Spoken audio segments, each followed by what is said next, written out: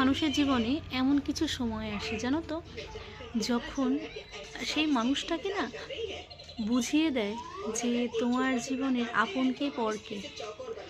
তুমি দেখবে যেসব মানুষের জন্য তুমি চিন্তা করো, যেসব মানুষের জন্য তুমি কর্তব্য বা দায়িত্ব পালন করো, তুমিও কখনো না কখনো কোথাও না কোথাও নিজেও এইটুকু আশা করো যে আমি যতটা দিয়েছি তার কিছুটা পরিমাণ আমিও কিন্তু ডিজার্ভ করি।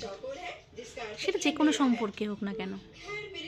আমি যখন কারোর জন্য কিছু করব, বা আমি যখন অন্য কারোর হয়ে কাউকে ভালোবেসে যখন কিছু করব, আমি কিন্তু এইটুকু আশা অবশ্যই রাখতে পারি সেই মানুষটাও কিন্তু আমার জন্য ততটাই করবে বা আমাকে ততটাই ভালোবাসা দেবে যতটা আমি দিয়েছিলাম।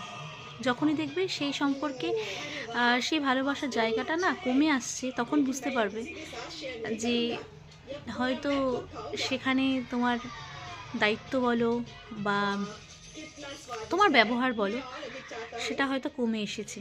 তুমি যতদিন তাদের জন্য কিছু করতে পারবে ততদিন তুমি ভালো। যখনই দেখবে তোমার মনে হবে যে আমি যখন এক দিক থেকে কিছু করছি, অন্য দিক থেকে আমি সেরকম ভালোবাসা পাচ্ছি না, তুমি যখন পিছিয়ে আসবে, সেই মানুষটার কিন্তু বা সেই সব ব্যক্তিদের খারাপ কিন্তু লাগবে না, কারণ তারা কিন্তু স্বার্থের জন্যই তোমার সাথে